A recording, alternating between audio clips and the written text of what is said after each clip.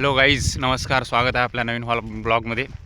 आज आपली मित्रमंडळी सविनय काळभांडे, शिलरत्न पाटील आणि आमचे पप्पू शेठ युवा उद्योजक आम्ही निघलेलो आहोत मासोळ्या धरण्यासाठी. बघू शकता महाराष्ट्रातील साम्यवादी इतिहास लाभलेला अशा विस्तीर्ण पैनगंगा नदीच्या काठी आपण आलेले आहोत.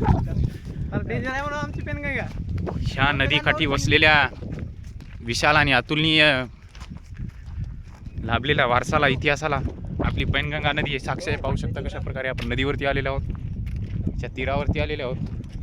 यवतमाळ जिल्ह्यातील उमरखेड तालुक्यातील सावळेश्वर पैनगंगा तीराकाठी वसलेलं हे छोटंसं गाव. आज काय आम्ही आंघोळी केल्या नाही कुणीच, मी केली रे तू नाही. तरी आजच्या अतुलनीय ब्लॉग बद्दल पप्पू काळभांडे काय सांगता आपण? मी काय सांगत नाही, तूच बोल.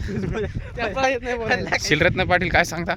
तुम्ही म्हणता सविनय तुम्ही? थोड्या वेळात आम्ही आता मासोळ्या पकडायला चाललो. आता आम्ही इथून एक टायटॅनिक बोटच्या सहाय्याने नदीच्या पलीकडे जाणार आहोत. आणि चला, थोड्याच वेळात तुम्हाला टायटॅनिकचे सफर करून दाखवतो.